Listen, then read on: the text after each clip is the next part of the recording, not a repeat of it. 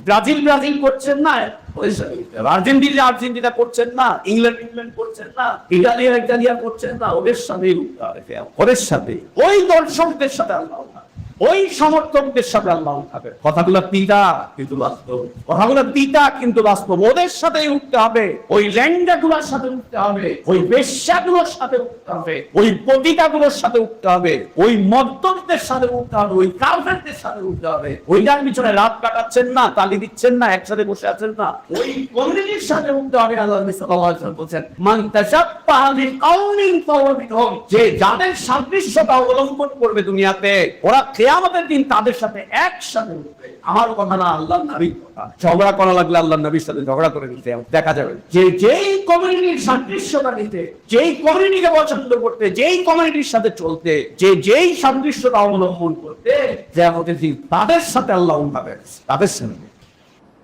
إن الحمد لله نحمده ونستعينه ونستغفره ونؤمن به ونتوكل عليه ونعوذ بالله من شرور أنفسنا ومن سيئات أعمالنا من يهده الله فلا مضل له ومن يضلل فلا هادي له وأشهد أن لا إله إلا الله وحده لا شريك له وأشهد أن محمدًا عبده ورسوله أرسله بالحق بشيرًا ونذيرًا وداعيًا إلى الله بإذنه وسراجًا منيرًا أما بعد فإن أحسن الحديث كتاب الله وخير الهدي هدي محمد صلى الله عليه وسلم وشر الأمور محدثاتها وكل محدثة بدعة وكل بدعة ضلالة وكل ضلالة في النار. يا أيها الذين آمنوا اتقوا الله حق تقاته ولا تموتن إلا وأنتم مسلمون.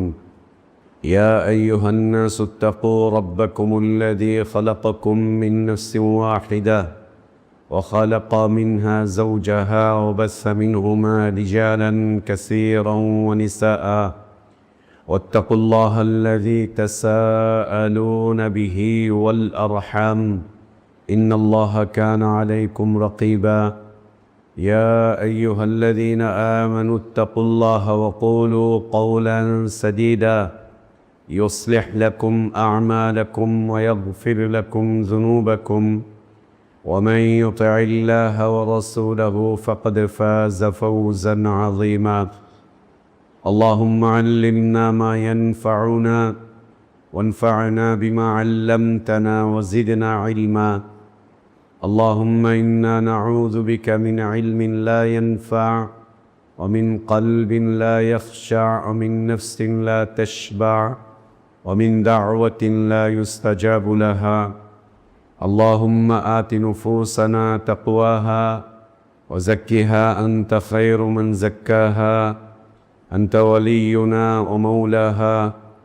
يا حي يا قيوم برحمتك نستغيث أصلح لنا شأننا كله ولا تكلنا إلى أنفسنا طرفة عين. سبحانك لا علم لنا إلا ما علمتنا ইন্নাকা আনতাল আলিমুল হাকিম।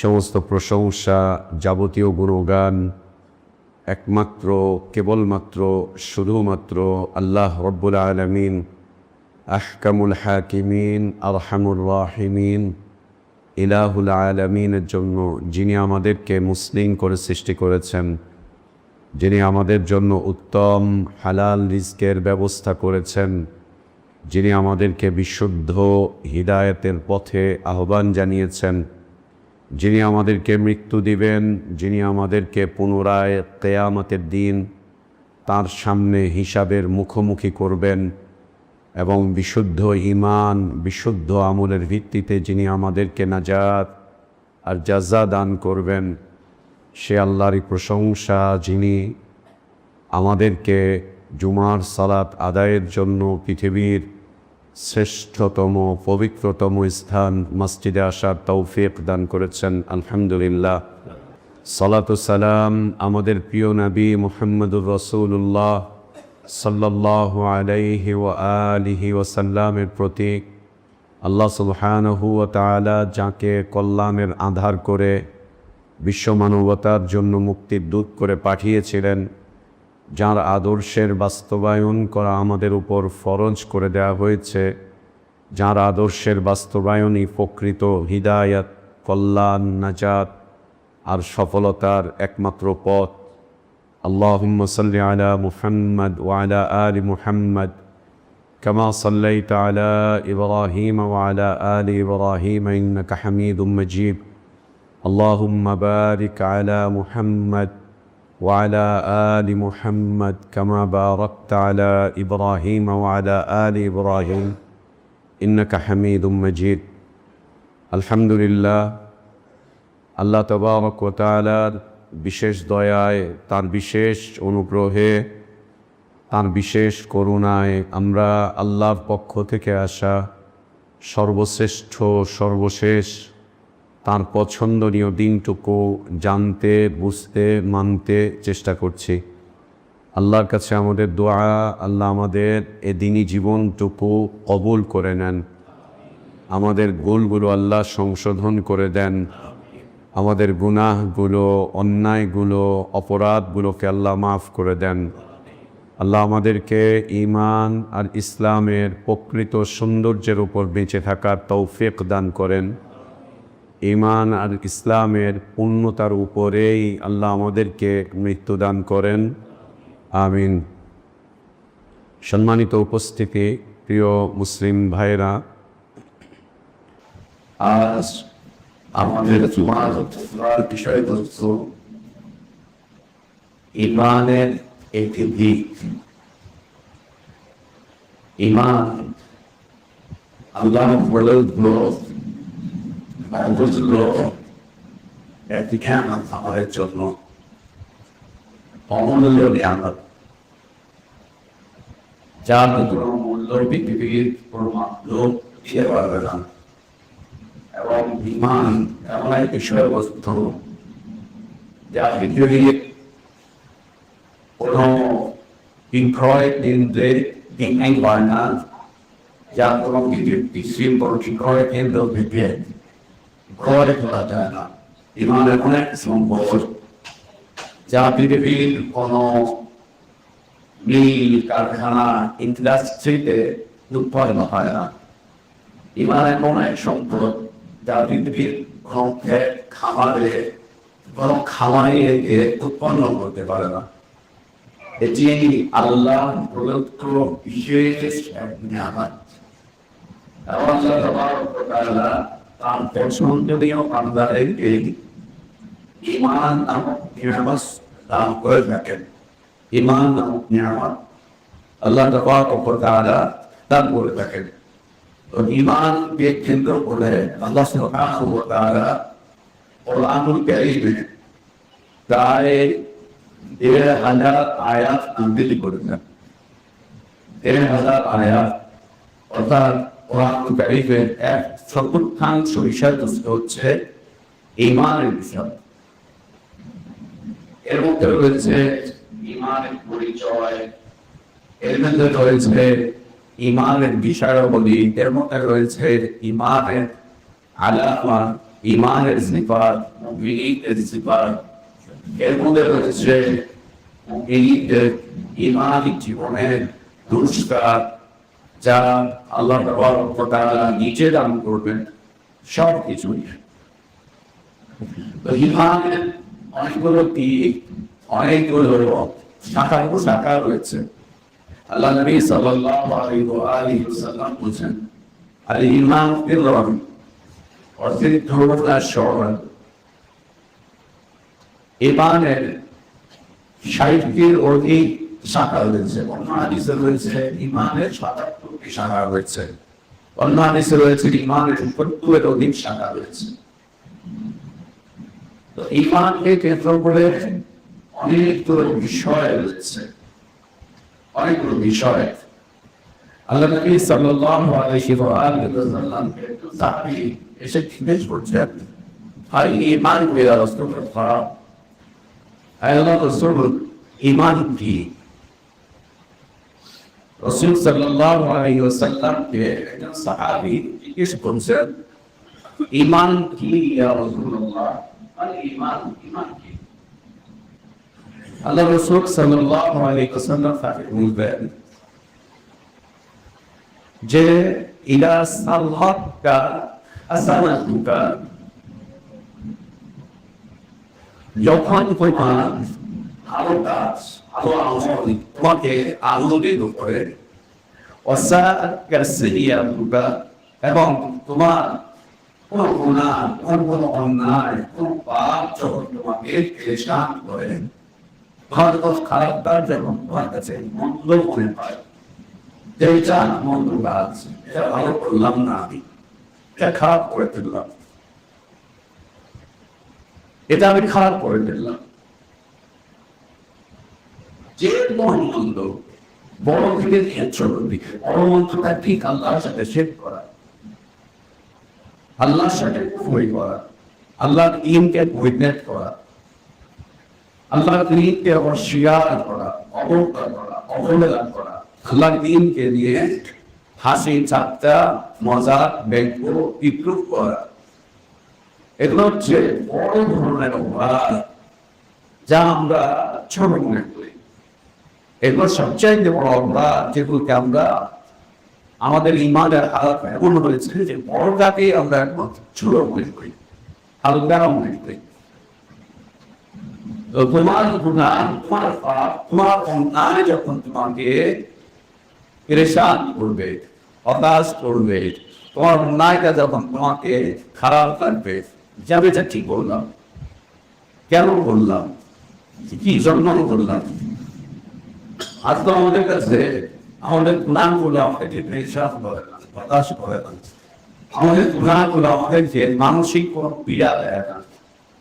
আমরা আমাদের গুণাগুলোর ব্যাপারে নিজেদেরকে খুশমাই করে না, আল্লাহ তুমি কেমন এটা করলে, না আমরা, না আমাদের নারীরা, না আমরা, না আমাদের নারীরা, আর আমাদের অভিনষ্ট যারা আছেন তাদের কোনো খারাপ কাজ আমাদেরকে খারাপ লাগে না, ওদের কোনো মন্ত্রটাও আমাদের কাছে খারাপ লাগে না।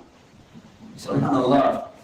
আল্লাহ নবী সাল্লাল্লাহু আলাইহি ওয়াসাল্লাম ঈমানের কি সুন্দর পরিচয় দিয়েছেন, আবার শোনেন।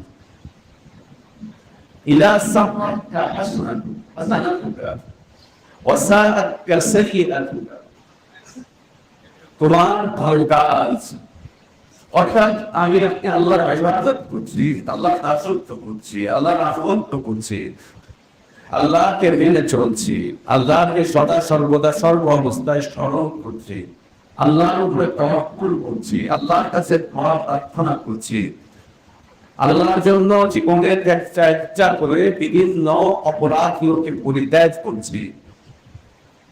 এগুলো যদি আমাকে আপনাদের আমন্ত্রিত করেন, আলহামদুলিল্লাহ আজকে বলতে পারলাম, আজকে দুজন লোককে আল্লাহর রাস্তায় দাওয়াত দিতে পারলাম, আজকে রাস্তায় পাঁচটা সালাত হয়ে যায়, এনামাজি লোককে সালাতের দাওয়াত দিয়ে মসজিদে নিয়ে আসতে পারলাম। এটা তো এখন আমাদের জন্য লজ্জাজনক, তাই না? লজ্জাজনক। আমরা ওখানে ছেলেদেরকে বাসা থেকে বেরোয় আসতেছি, মসজিদে আদান হয়ে চামড়া ছুটেছি, ঘরের গামলা চুরিটা পড়ে, তোকে বলি না চল করতে, বলি না অপমান দিচ্ছে, ওখানে দিচ্ছে, অথবা কিছু বলছে, এই দাহাটাকে আমরা বলি না যে চল চলে আসছে, আসার সময় বলে না আমরা কেউ বলি না যে সরাসরি থাকবো, রাস্তায় আসতেছি পরিচিত অপরিচিত আমার কেউ বলি না, এখন হয়েছে চলেন সবাই যায় বলি না। এটা আমাদের কাছে লজ্জা লাগে। কত নম্বর কি বলে চার চার ব্যাপার, যে যা করবে ধর্ম যা চারবে, এটা আমরা আমাদের থাকবো।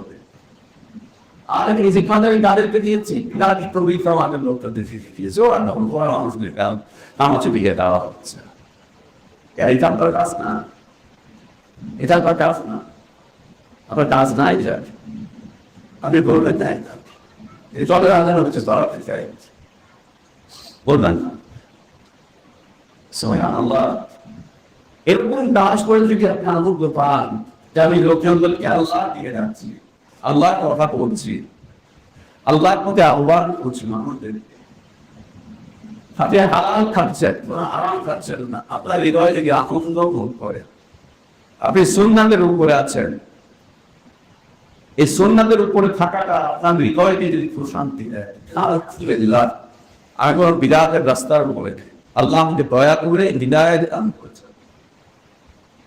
আর এই বিদাত এটা আমাদের মধ্যে সাধারণ মানুষদের কাছে ঘৃণা লাগে, খারাপ লাগে, কিন্তু আমাদের ওলামাদের কাছে এটা ঘৃণা লাগে। ওটা অনায়াসে বলে ইমাম সাহেব বিদাত করে অনায়াসে আস্তে আস্তে আরামসে আরামসে বিদাত করছে। সাধারণ জনগণের কাছে ঘৃণা লাগে, ওদের কাছে এটা ঘৃণা হিসাবে আপনি সুন্নাতের উপরে থাকেন এবং এর উপরে আল্লাহ শুকরিয়া আদায় করেন। আলহামদুলিল্লাহ, আল্লাহ আপনাকে সুন্নাহ এর জ্ঞান দিয়েছেন, সুন্নাহ বোঝার তৌফিক দিয়েছেন, সুন্নাহ জানার তৌফিক দিয়েছেন, সুন্নাহ মানার তৌফিক দান করেছেন। আলহামদুলিল্লাহ, আমি সুন্নাতের উপরে আছি। তিনি আমাকে যা বলে বলুন, তার সুন্নাতের উপরে আছেন। মানুষ যা নিন্দা করে করুন, তার সুন্নাতের উপরে আছে। আমি রাসূল সাল্লাল্লাহু আলাইহি ওয়াসাল্লামের নিন্দা করি। মানুষ নিন্দা করবে, কোরআন হুকুমে কোরআন ওপেন করে, আমি তো আছি সুন্নাতের উপরে।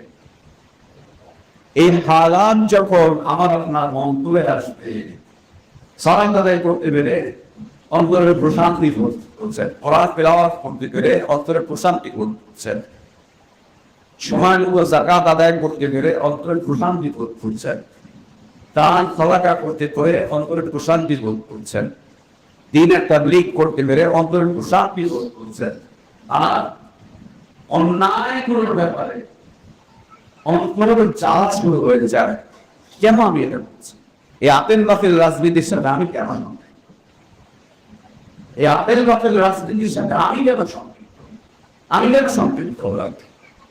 আমি কেন এই খারাপ পথের দিকে যাচ্ছি? আমি কেন অন্যায়টা করছি? এই অন্যায় তো আমার দ্বারা শোভনীয় নয়, এই অন্যায় তো আমার দ্বারা হওয়া উচিত না, আমি কেন করে ফেললাম? তোমার মন্দ যদি তোমাকে চিহ্নিত করে, পেরেশান করে, হতাশ করে, তোমার মন্দ যদি তোমাকে প্রশ্নবিদ্ধ করে, নবী সাল্লাল্লাহু আলাইহি ওয়াসাল্লাম বলেন, তুমি হচ্ছে ঈমানের উপরে আছো, তুমি ঈমানের উপরে আছো। এই দুটি হালাত আল্লাহ নবী সাল্লাল্লাহু আলাইহি ওয়াসাল্লাম এটা বলে ঈমানের পরিচয়,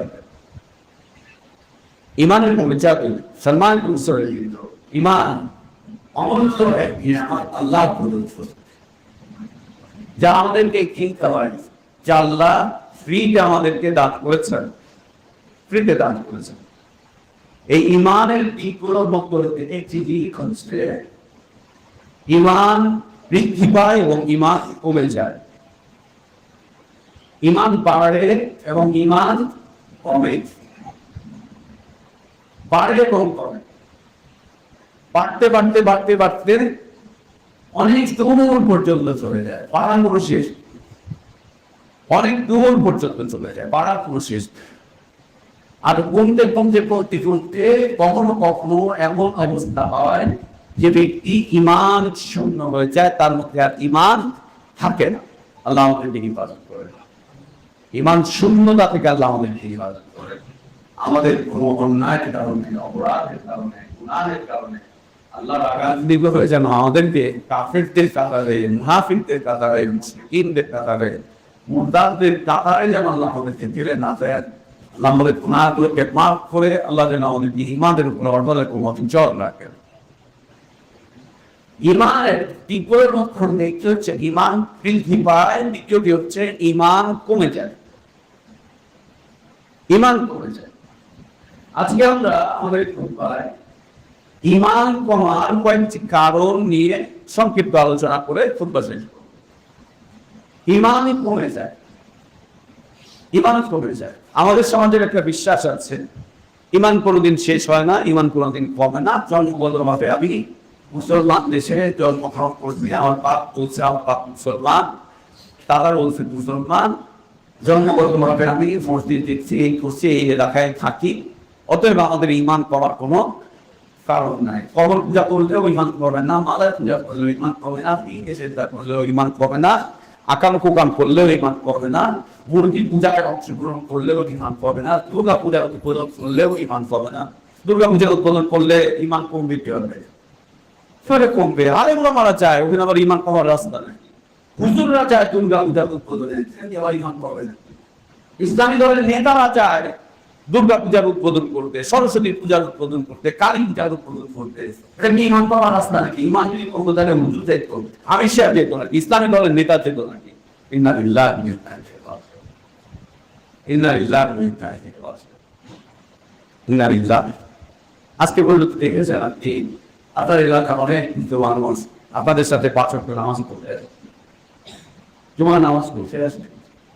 এই দিন স্যার দেখি আপনার ভিতরে এতটুকু পরিচয় বোধ নাই যে আপনি মুসলিম, আপনি কি করে ওদের পূজার পূজা খেতে যান? কি করে যান আপনি? ওদের পূজা দেখতে যান কি করে যান? ওদের পূজা মেলা থেকে আপনি কুমুর কিনে দেন আপনার বাচ্চাকে, মূর্তি কিনে দেন আপনার বাচ্চাকে, রথ যাত্রা দেখতে যান, রথ মেলা দেখতে যান, রথ মেলা থেকে আপনি কেনাকাটা করতে যান। আপনার এতটুকু পরিচয় জমবে যে আপনি একজন মুসলিম। খারাপ লাগে না? ইন্না লিল্লাহ।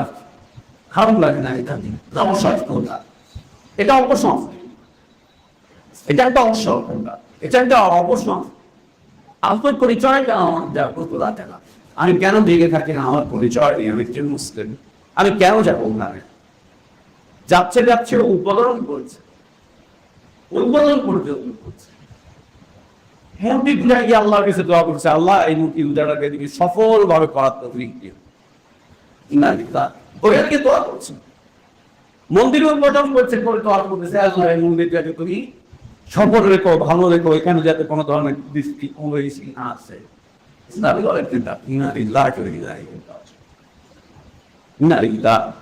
কিভাবে শুনবো? কিভাবে এই ধারণা থেকে বেঁচে বাঁচতে হবে আমাদেরকে যে ইমান কমার কোন রাস্তা নেই।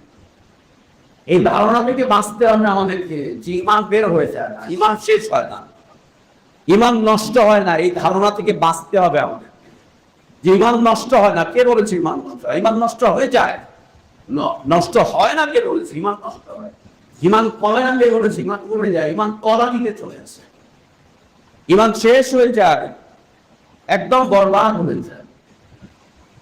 এই ধারণাগুলো থেকে বাঁচতে হবে। দিন চর্চাকারী, ইসলাম চর্চাকারী, ইমান চর্চাকারী মানুষের ইমান ক্ষতিগ্রস্ত হয়ে যেতে পারে, কমে যেতে পারে, বরবাদ হয়ে যেতে পারে, নিঃশেষ হয়ে যেতে পারে, শেষ হয়ে যেতে পারে। মনে করার কোনো সুযোগ নেই আমি মসজিদ করেছি, ব্যাস আমার ইমান ঠিক আছে। আমি মসজিদের মতো আনলে আমার ইমান আবার ঠিক, আমি মসজিদের সেক্রেটারি, আমার ইমান আবার ঠিক। আমি সেটা করতে করতে এখন কপালে কালো দাগ পড়ে গিয়েছে, আমার ইমান আবার কি? বিলকুল না, বিলকুল না। তাহলে সাহাবীরা এভাবে প্রশ্ন করতেন না, ইয়া রাসূলুল্লাহ আমি কি মুমিন? আমার কি ঈমান আছে? ঈমানের পরিচয় কি? নাকি আমি মুনাফিক? আল্লাহ নবী সাল্লাল্লাহু আলাইহি ওয়াসাল্লাম সাহাবীদের জিজ্ঞেস করলেন, কারা চিন্তা করেছেন? সাহাবীরা রাদিয়াল্লাহু আনহুম। তো ঈমান যে সমস্ত কারণে কমে যায়, আজকের খুতবা হচ্ছে ঈমান যে সমস্ত কারণে কমে যায়,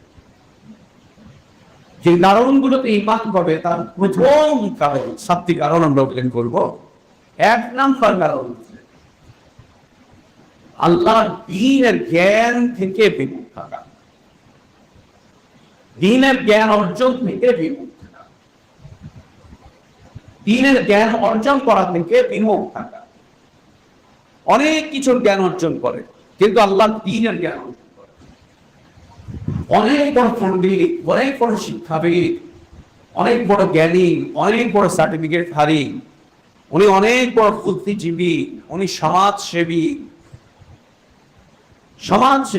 বুদ্ধিজীবী, উনি সুশীল, উনি বুদ্ধি বিক্রি করে খায়, উনি এইটা উনি ওইটা, উনি সমাজের কণ্ঠধার, উনি অমুক বিশ্ববিদ্যালয়ের ভাইস চ্যান্সেলর, উনি অমুক ডিপার্টমেন্টের কি, উনি এই সেই, ওনার অনেক অবদান, ওনার এতগুলো ডিগ্রি আছে, ওনার এতগুলো ফেস্ট আছে, আন্তর্জাতিকভাবে এই স্বীকৃতি আছে, আন্তর্জাতিক পুরস্কার সে লাভ করেছে, ওনার অনেক কিছু আছে।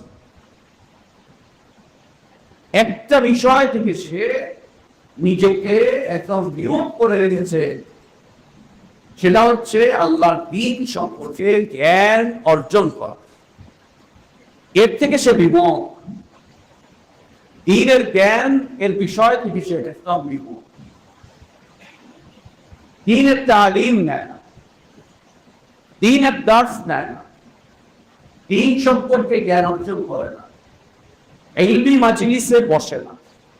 ওই ছোটবেলায় ওর বাপ মুখে মন্ত্রে আলিম মাদ্রাসা পড়িয়েছিল, ওইটার উপরে ওর জীবন চলছে।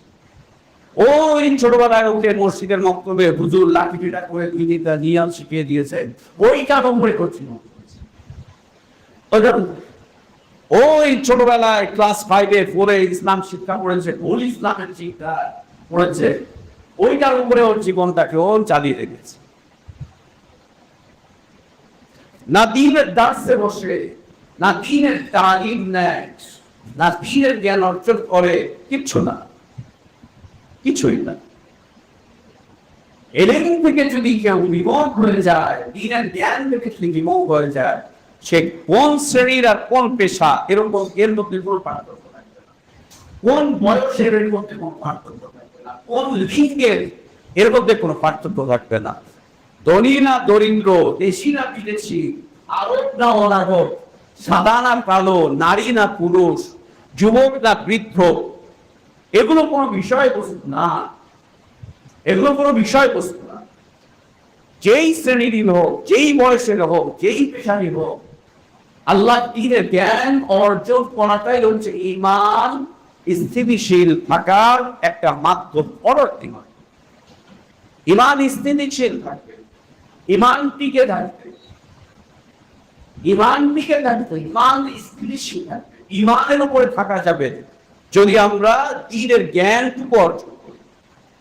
দ্বীনের জ্ঞানটুকু যদি আমরা অর্জন করি, একদিকে যেমন আমরা দ্বীনের জ্ঞান অর্জন করতে চাই না, অন্যদিকে আমাদের কেউ কেউ আমাদের অনীহার কারণে আমাদেরকে কেউ দিন শেখাতেও চায়, অনীহার কারণে আমাদেরকে কেউ দিন শেখাতেও চায়। আমরা চাই না, তাই আলেম ওলামা আমাদেরকে নিজেদের আগ্রহ দিয়ে শেখাতে আসেও না। ওই প্রতিষ্ঠান করে রেখেছে, ওই প্রতিষ্ঠানে বসে, আর প্রতিষ্ঠানে কারা একটা মাদ্রাসায় গিয়ে পাবেন না আপনাদের আমার ক্লাস করছে। আপনি 2-3-4 ঘন্টা আটটার দোকানে ক্লাস করবেন, গ্রামের ভোটের মধ্যে ক্লাস করবেন, 2-3-4 ঘন্টা রাজনৈতিক পার্টি অফিসে ক্লাস করবেন, কেমন এগুলো করবেন। মহল্লার মোড়ে 3-4-5 ঘন্টা বসে বসে ক্লাস করতে থাকবে। ওই ক্লাসে বিড়ি থাকবে, গাঁজা থাকবে, নিশান কথাবার্তা থাকবে, গান বাদ্য থাকবে, ওই সমস্ত ক্লাসে বসবেন। প্রতিদিনকার রুটিন এটা। সারাদিন হাড় কাঁপুনি পরিশ্রম করে এসে বাসায় কাপড় চোপড় চেঞ্জ করে মহল্লার মোড়ে বসে 3-4 ঘন্টা ক্লান্তি নিবারণ করবেন। এই জানতে জানতে বিড়ি কোটদের সাথে বসে বসে সিনেমা দেখতে দেখতে ডালগন কমাতে রাজনৈতিক কথাবার্তা বলতে বলতে এই করতে করতে একটা পর্যায়ে ক্লান্ত হয়ে বাসায় করবে। আল্লাহ দ্বীনের জ্ঞান অর্জন করার চিন্তাই করবেন না, কেমন ঈমান থাকবে। কিন্তু আর ঈমান থাকবে থাকবে, না থাকবে না থাকবে, হুজুর তো তার জানাজা পড়া অসুবিধা নেই, অসুবিধা নেই। হুজুর তো জানাজা পড়ায় দিবে, দাফন তো করে দিবে, সমস্যা নেই, কোনো দরকার নেই দিতে অ্যানাউন্স করার, কেমন কোনো দরকার নেই। আর জ্ঞান অর্জন করতে চাইলে বলবে না আমি আমার বাচ্চাকে মাদ্রাসায় দিন। কোন বুড়া বেটাকে পাওয়া যায় না যে মাদ্রাসায় দিয়ে বলে আমি তো দিন শিখতে চাই, এখন তো রিটায়ারমেন্ট দেখিয়েছি, চাকরি বাকরি নাই, আমি এখন কাজ নাই, অবসর আছে, ছেলেরা এখন সংসার চালায়, আমি মাদ্রাসায় ভর্তি হবো, লেখাপড়া করবো। না না, পোড়া পাবে না, দিন শিখবে পোড়া পাবে না। ওর বাপ শিখবে না, ওর চাচা শিখবে না, ওর দাদা শিখবে না। ইন্না লিল্লাহি ওয়া ইন্না ইলাইহি সুবহানাল্লাহ। এটা মুসলিমদের কালচার। যে কোনো বয়স, যে কোনো শ্রেণী, যে কোনো পেশা, যে কোনো রং, যে কোনো লিঙ্গের মানুষের উপরে দ্বীনের জ্ঞান অর্জন করার ফরজ। এই ফরজটুকু যখন আমরা পরিত্যাগ করবো, আল্লাহ আমাদের ঈমানকে, এই ফরজটুকু যখন আমরা পরিত্যাগ করবো, এই ওয়াজিবটুকু যখন আমরা ছেড়ে দিব, আল্লাহ আমাদের ঈমানকে কমবে,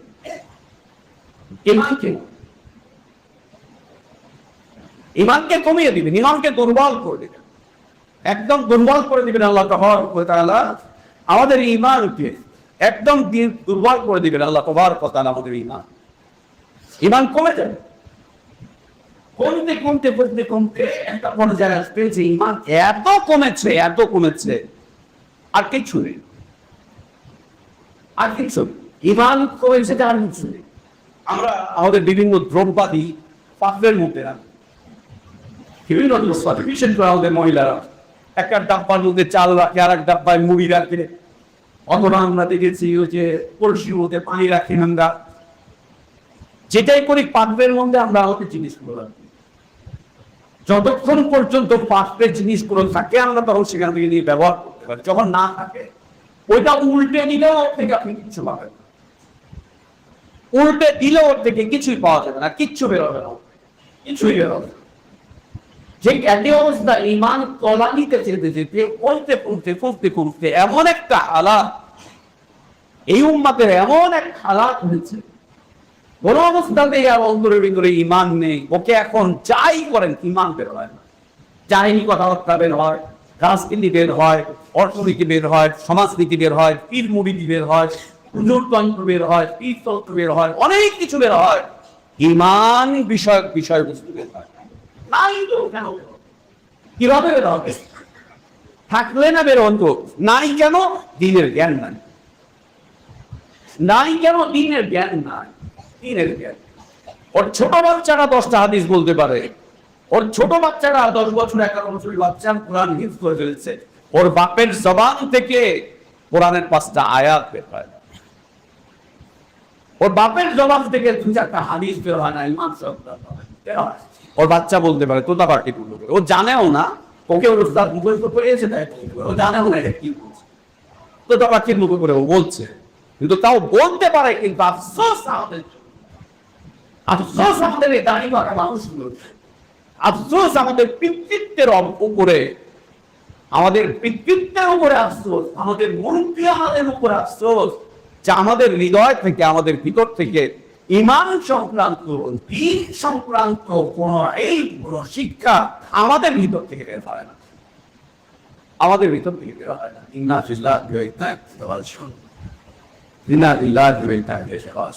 যদি ইমান থাকে, ইলম থাকে আমাদের মাঝে, তাহলে কি হবে? আল্লাহ তাবারক ওয়া তাআলা বলছেন ইয়ারফাইল্লাহুল্লাযীনা আমানু মিনকুম ওয়াল্লাযীনা উতুল ইলমা দারাজাত। মুমিনদের মধ্যে যারা ইলমের পথে সময় ব্যয় করে, আল্লাহ বলছেন আল্লাহ তাবারক ওয়া তাআলা তাদেরকে শ্রেষ্ঠত্বে অনেক উপরে দিলেন, অনেক উঁচু মানের শ্রেষ্ঠ মানুষ বানিয়ে দেন, অনেক মূল্যবান শ্রেষ্ঠ মানুষ বানিয়ে দেন। তাদের শ্রেষ্ঠত্ব আকাশ ছুঁয়ে যায়, আকাশের তারা ছুঁয়ে যায়, আকাশের নক্ষত্র ছুঁয়ে যায়, তাদের শ্রেষ্ঠত্ব আকাশের চাঁদকে ছুঁয়ে যায়, তার চাইতে বেশি, তার চাইতে বেশি। আর ইমান সম্পর্কে, দিন সম্পর্কে অজ্ঞতা তাকে একদম তলানিতে চলে আসে, একেবারে তলানিতে চলে আসে। দ্বিতীয় কারণ, আল্লাহ দিন সম্পর্কে অলসতা, দিন সম্পর্কে অলসতা, অলসতা বুঝি তো আমরা, অলসতা করছি করে করা হচ্ছে না, যাচ্ছি করে যাওয়া হচ্ছে না,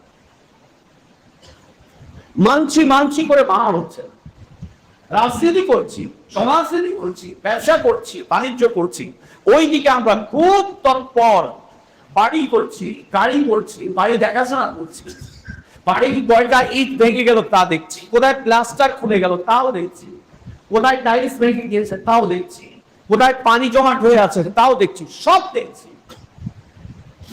ওই ক্ষেত্রে আমাদের কোনো অলসতা নেই, কোনো গাফলতি। গাফলতি হচ্ছে আল্লাহ দিনের, আল্লাহ দিনের।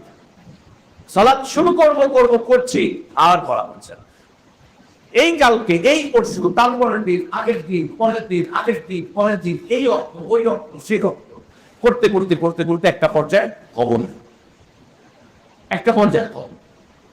যখন মরে যায় তখন জিজ্ঞেস করে লোকটা কেমন ছিল? খুব ভালো ছিল, আমাদের সমাজে এই কাজ করছে, রাস্তা করেছে, ঘাট করেছে, আরে খুব ভালো মানুষ ছিল, আমাদেরকে প্রজেক্টর কিনে দিচ্ছে যাতে করে একসাথে পুরো জোয়ান সবাই মিলে বিশ্বকাপ খেলার নামে নগ্ন নারী দেখতে পাই। নগ্ন নারী, বিশ্বকাপ খেলার নামে কি দেখি?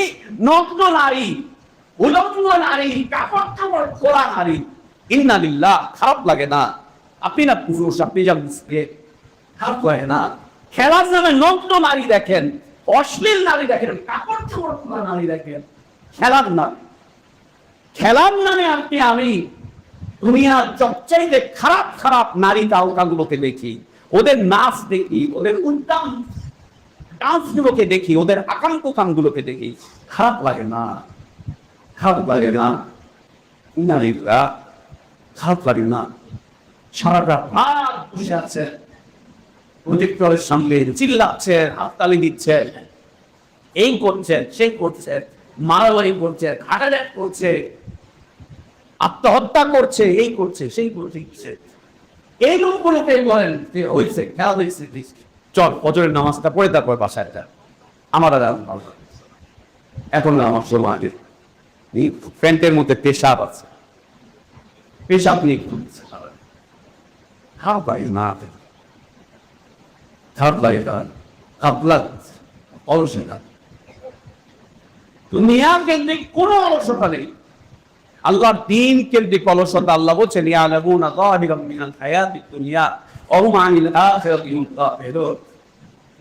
ওরা দুনিয়ার বাহ্যিকতার সব জ্ঞান রাখে, দুনিয়ার বাহ্যিকতার সব জ্ঞান রাখে, কি করলে কি হবে, কি না করলে কি হবে না, কি করলে দুনিয়া কি হবে, কিভাবে করে নিজের দলকে টিকানো যাবে, নিজের দলকে কিভাবে ক্ষমতায় নেওয়া যাবে, নেতার কিভাবে নেতার কথা বলে বসবে, কিভাবে নেতাকে আল্লাহর স্থানে বসাবে, রবের স্থানে বসিয়ে নেতা সংগঠন করবে, দাসত্ব করবে, ইবাদত করবে, সব জ্ঞান আছে। সব কিছুর ব্যাপারে খুব চৌকস, এই সব কিছুর ব্যাপারে খুব অভিজ্ঞ, এই সব কিছুর ব্যাপারে খুব ফরম তৎপর, এগুলো সব আঞ্জাম দিচ্ছে। আল্লাহ দ্বীনের ব্যাপারে সে গাফিল, আল্লাহ দ্বীনের ব্যাপারে গাফিল, আল্লাহ দ্বীনের ব্যাপারে সে একদম গাফিল, একদম গাফিল। আল্লাহ দ্বীনের ব্যাপারে খুব গাফিল হয়ে গেছে, অনেক গাফিল, অলস, অনেক অলস। এল মর্জন করবে করছে না, সালাত শুরু করবে করছে না, পূজা করবে করছে না, সেটা করবে করছে না। এই গাফলতি আমাদের ঈমান ঈমানহীন করে দেবে। অতঃপর আল্লাহর কাছে কোন পরিচয় দিতে আমরা, কবরে আমরা কোন পরিচয় দিতে, কোন পরিচয় আল্লাহর সামনে কোন পরিচয় দিতে, কোন পরিচয় দিয়ে কিয়ামতের দিন আল্লাহ তাবারক ওয়া তাআলা বলবেন যে যে ধর্ম মানতে সে সেই ধর্মের লোকের সাথে, যে যে ধর্মের ধর্ম মানতে, অর্থাৎ যে যে ধর্মকে পছন্দ করতে, কৃষ্টি কালচার মানতে, যে যে ধর্মের উৎসাহ উদ্দীপনার মধ্যে অংশগ্রহণ করতে, তোমরা তাদের সাথে, যে যার ইবাদত করতে, যে যার দাসত্ব করতে, আনুগত্য করতে, তাদের সাথে তোমরা উঠবো। আল্লাহ তাবারক ওয়া তাআলা কিয়ামতের দিন যে যার ইবাদত করতে তার কাছে চলে যাও, যে যে কালচার মানতে তার কাছে চলে যাও। পৃথিবীতে তোমরা যে যে কমিউনিটিতে বসবাস করতে, এইভাবে বলবেন আল্লাহ তাবারক ওয়া তাআলা, তুমি কাকে ভালোবাসতে, কার ভালোবাসার সাথে নিয়ে চলছো, যেই কমিউনিটিতে তুমি বসবাস করতে, যেই কমিউনিটির সাথে তোমার জীবন যাপন ছিল, তুমি তার সাথে চলে যাও। ব্রাজিল করছেন না, ব্রাজিলের সাথে ব্রাজিল করছেন না, আর্জেন্টিনা করছেন না, ইংল্যান্ড করছেন না, ইটালিয়া করছেন না, ওদের সাথে ওদের সাথে ওই দর্শকদের সাথে আল্লাহ উঠাবে, ওই সমর্থকদের সাথে আল্লাহ উঠাবে। কথাগুলো তিতা কিন্তু বাস্তব, কথাগুলো তিতা কিন্তু বাস্তব। ওদের সাথে উঠতে হবে, ওই ল্যান্ডাগুলোর সাথে উঠতে হবে, ওই বেশ্যাগুলোর সাথে উঠতে হবে, ওই পতিতাগুলোর সাথে উঠতে হবে, ওই মদ্যপদের সাথে উঠতে হবে, ওই কালভার্টদের সাথে উঠতে হবে। ওইটার পিছনে রাত কাটাচ্ছেন না, তালি দিচ্ছেন না, একসাথে বসে আছেন না, ওই কমিউনিটির সাথে উঠতে হবে। আল্লাহ সাল্লাল্লাহু আলাইহি ওয়াসাল্লাম বলেছেন মান তাশাব্বাহা বিকাওমিন ফাহুয়া মিনহুম, যে যাদের সাদৃশ্যতা অবলম্বন করবে দুনিয়াতে, ওরা কিয়ামতের দিন তাদের সাথে একসাথে উঠবে। আমার কথা না, আল্লাহর নবীর কথা। ঝগড়া করা লাগলে আল্লাহর নবীর সাথে ঝগড়া করে দিতে হবে, দেখা যাবে। যে যেই কমিউনিটির সাদৃশ্যতা নিতে, যেই কমিউনিটিকে পছন্দ করতে, যেই কমিউনিটির সাথে চলতে, যে যেই সাদৃশ্যতা অবলম্বন করতে, যে আমাদের তাদের সাথে আল্লাহ উঠাবে, তাদের সাথে ইমানের হেফাজত করেন, ইমানের হেফাজত করেন, যে কোনো মুহূর্তে মারবেন, ইমানের হেফাজত করেন, ইমানের হেফাজত করেন। এই তো সেদিন রাতে আমার এলাকাতে প্রজেক্টরের সামনে খেলা দেখতে এক বুড়া ওই সময় নাচতেছে। বুড়া খেলা দেখতে গিয়ে নাচতেছে, দাঁড়িয়ে আছে খেলা দেখতে গিয়ে নাচতে নাচতে ওই অবস্থাতে হার্ট অ্যাটাক ওইখানেই তাকে। বলে তো কি করতে করতে মনে হলো? কালিমা করতে করতে না, আল্লাহ আল্লাহ করতে করতে মরলো না, লা ইলাহা ইল্লাল্লাহ বলতে বলতে মরলো না। ইন্না লিল্লাহি ওয়া ইন্না ইলাইহি রাজিউন। তাদের সাথে উঠবে কিয়ামতের দিন, এদের সাথেই উঠবে, এদের সাথেই উঠবে। আল্লাহর নবী বলছেন এদের সাথেই উঠবে সাল্লাল্লাহু আলাইহি ওয়াসাল্লাম। এদের সাথে ঈমান হারাতেছে, ঈমান নষ্ট করতেছে, ঈমান নষ্ট করতেছে। এই করলা এগুলো করে নিজেকে অসুস্থ বানাতে চান না, অসুস্থ সংস্কৃতির চর্চা করতে চান না। এগুলো অসুস্থ সংস্কৃতি, এগুলো অঙ্গসংস্কৃতি, এগুলো কুসংস্কৃতি। এটা আমাদের না, আমরা মুসলিম। আল্লাহ আমাদের ইসলাম দিয়েছেন, দিন দিয়েছেন, ঈমান দিয়েছেন। সুবহানাল্লাহ। আল্লাহ আমাদের নির্বাচন করেন কি দিয়ে বুঝাবে? এই জাতিকে আপনি কি দিয়ে বুঝাবেন? বোঝাবার সব রাস্তায় বন্ধ করে রেখেছে, সব রাস্তা বন্ধ করে রেখেছে। আমরা কি দিয়ে বোঝাবো এই জাতি? আপনাদেরকে কি দিয়ে বোঝাবো যে এটা আমাদের না, এই কালচার আমাদের না, এটা আমাদের না, এটা অসুস্থতা, এটা মস্তিষ্ক বিকৃতি। ওরা যারা খেলছে ওরা জুয়া, জুয়া খেলছে। ওই প্লেয়ার গুলো হচ্ছে জুয়ার একটা একটা তাস, জুয়ার একটা একটা তাস। ক্লাব গুলো হচ্ছে জুয়ার একটা একটা কমিটি। ওরা প্লেয়ারদেরকে কিনে আনে টাকা দিয়ে, এরপরে ওদেরকে দিয়ে খেলায়, ওর মাধ্যম দিয়ে টাকা দান করে। এটা জুয়া। আপনি মনে করছেন খেলা দেখছেন, না, আপনি জুয়া দেখছেন। আপনি মনে করছেন খেলা ইনভেস্ট করছেন, কিন্তু না, এটা জুয়া ইনভেস্ট করছেন। এই জুয়া খেলতে গিয়ে নর্দমি ধরা করে আনছে। এই জুয়া খেলতে গিয়ে যত ধরনের অপকালচার আছে সব করছে। আর বইটাতে আমি নিজে করছি করছি, পুরো এলাকা মাতাচ্ছি, মাইক দিয়ে বাজাচ্ছি, মানুষের ঘুম হারাম করে দিচ্ছি, সালাত পরিত্যাগ করছি। ইন্না লিল্লাহি। এটিও কারণ গুনাহের মধ্যে জীবন যাপন করা, গুনাহের মধ্যে জীবন যাপন করা। ইবাদত করছেন, গুনাহ করছেন, ইবাদত করছেন, গুনাহ করছেন, ইবাদত করছেন, গুনাহ করছেন, একই সাথে দুইটা চলতে পারে। এই গুনাহের মধ্যে জীবন যাপন করা ঈমান কমে যাওয়ার অন্যতম একটা বড় মাধ্যম, অন্যতম বড় একটা মাধ্যম গুনাহের মধ্যে জীবন যাপন করা। গুনাহের মধ্যে জীবন যাপন করা কেন? প্রত্যেকটা গুনাহগার ব্যক্তিদেরকে আকর্ষণ করে টেনে নিয়ে যায়। একটা চুম্বক যেমন আর একটা চুম্বককে আকর্ষণ করে টেনে নিয়ে যায়, একটা চুম্বক যেমন আর একটা লোহাকে আকর্ষণ করে নিজের ধরে রাখতে চেষ্টা করে, গুনাহগুলো ঠিক একইভাবে এইভাবে মানুষকে ধরে রাখে, ধরে রাখে। গুনাহের মধ্যে ডুবে যাওয়া, আল্লাহর অবাধ্যতার মধ্যে ডুবে যাওয়া, মাসিয়াতের মধ্যে ডুবে যাওয়া, এর মধ্যে ডুবে যাওয়া, এই ডুবে যাওয়াটা হচ্ছে ঈমান কমে থাকবে। ঈমান কমে থাকবে। আল্লাহ নবী সাল্লাল্লাহু আলাইহি ওয়াসাল্লাম বলেছেন, লা ইয়াসনি যানি হিনা ইয়াসনি ওয়া হুয়া মুমিন ওয়া লা ইয়াসরুকু সারিকু হিনা ইয়াসরুকু ওয়া হুয়া মুমিন। আল্লাহ নবী সাল্লাল্লাহু আলাইহি ওয়াসাল্লাম উদাহরণ দিয়ে একজন ব্যক্তি যখন জিনা করে তখন আর তার কাছে ঈমান থাকে না। যখন একজন ব্যক্তি জিনায় লিপ্ত হয়, জিনা করে, জিনায় যখন লিপ্ত হয় তখন আর তার কাছে ঈমান থাকে না। ওই ঈমান ওর থেকে ঈমান বের হয়ে যায়, ঈমান বের হয়ে যায়, খুলে যে ঈমান অবস্থা, ঈমান বের হয়ে ঈমান খুলে গিয়ে অবস্থা। যখন জিনায় লিপ্ত হয়, যখন একজন নারী পুরুষ বিবাহ দেখা ঘরের দিকে ঢুকে গিয়েছে, অথবা এখন তার ঘর লাগে না, এখন ইচ্ছার মধ্যে জেনা করছে, পার্কের মধ্যে জেনা করছে, রাস্তার পাশে বসে জেনা করছে, আপনার বাড়ির উঠানের মধ্যে গিয়ে পাড়ার আর একটা ছেলে দিয়ে বসে আছে, আপনি ওটাকে দেখলো একটা মুছে হাসি, এই বয়সে পোলাপানি পথে খারাপ লাগে, খারাপ লাগে না? রাস্তার মধ্যে কুকুরের মতো শুকরের মতো যৌনাচার করছে, আপনার সামনে করছে, খারাপ লাগে না? কুকুরের মতো শুকরের মতো যৌনাচার করছে রাস্তার দিকে, খারাপ লাগে না? খারাপ লাগে না? ইন্না লিল্লাহি ওয়া ইন্না ইলাইহি রাজিউন। এটা কি? সুবহানাল্লাহ। আল্লাহ নবী সাল্লাল্লাহু আলাইহি ওয়াসাল্লাম বলেছেন, মানুষ যখন পাপের মধ্যে লিপ্ত থাকে তখন আর তার কাছে ঈমান থাকে না, ঈমান বের হয়ে চলে যায়।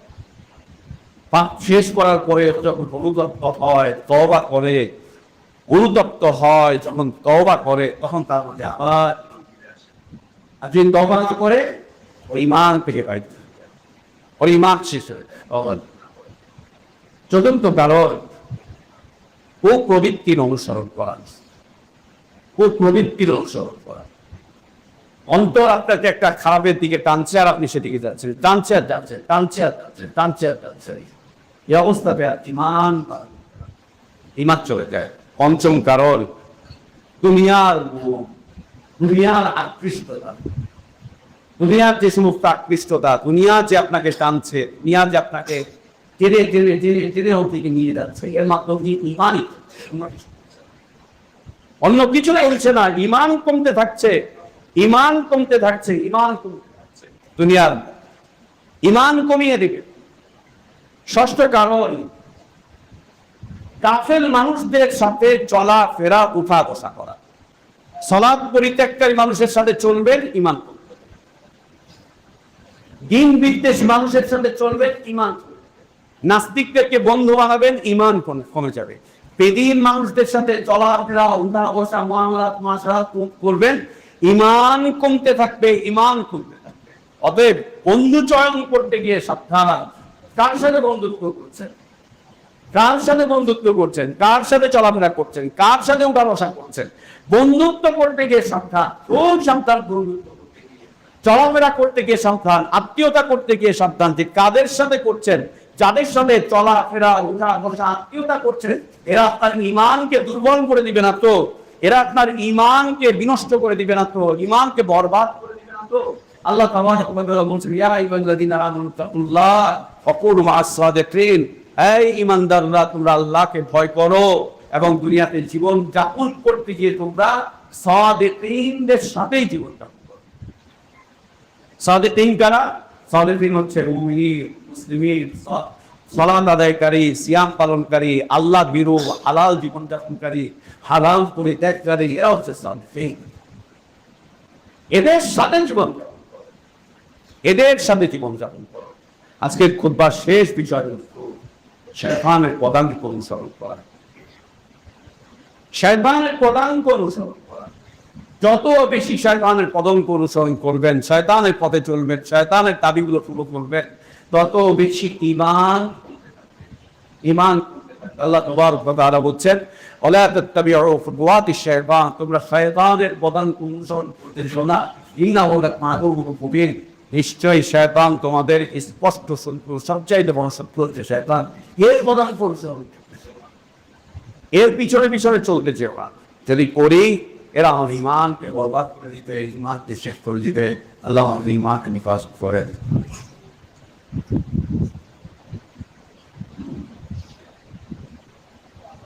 الحمد لله على إحسانه والشكر له على توفيقه وامتنانه، وأشهد أن لا إله إلا الله وحده لا شريك له، له الملك وله الحمد يحيي ويميت وهو على كل شيء قدير، تعظيم لشانه. ونشهد أن محمدا عبده ورسوله صفيه وخليله الداعي إلى رضوانه، صلى الله عليه وعلى آله وأصحابه وسلم تسليما كثيرا إلى يوم الدين. اللهم أعز الإسلام والمسلمين وأذل الشرك والمشركين ودمر أعداءك أعداء الدين. اللهم اجعل هذا البلد آمنا مطمئنا وسائر بلاد المسلمين. اللهم آمنا في أوطاننا وأصلح أئمتنا وعلمائنا وولاة أمورنا واجعلهم ولاة مهتدين يا أرحم الراحمين.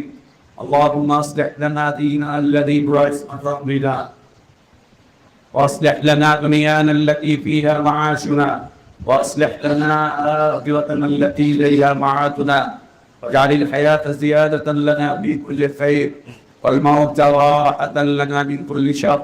اللهم قسم لنا من خشيتك ما تحول به بيننا وبين معصيتك، ومن طاعتك ما تبلغنا به جنتك، ومن اليقين ما تهون به علينا مصائب الدنيا. متعنا اللهم بأسماعنا وأبصارنا وقواتنا أبدا ما بقيتنا، واجعله الوارث منا واجعل ثأرنا على من ظلمنا وانصرنا على من عادانا ولا تجعل مصيبتنا في ديننا ولا تجعل الدنيا أكبر همنا ولا مبلغ علمنا ولا إلى النار مصيرنا اللهم لا تسلط علينا بذنوبنا من لا يخافك فينا ولا يرحمنا اللهم ربنا آتنا في الدنيا حسنة وفي الآخرة حسنة وقنا عذاب النار ربنا اغفر لنا ذنوبنا وكفر عنا سيئاتنا وتوفنا مع الأبرار عباد الله رحمكم الله إن الله يأمركم بالعدل والإحسان وإيتاء ذي القربى وينهى عن الفحشاء والمنكر والبغي يعظكم لعلكم تذكرون فاذكروا الله العظيم الجليل يذكركم واشكروه على نعمه يزدكم وذكر الله أكبر الله يعلم ما تصنعون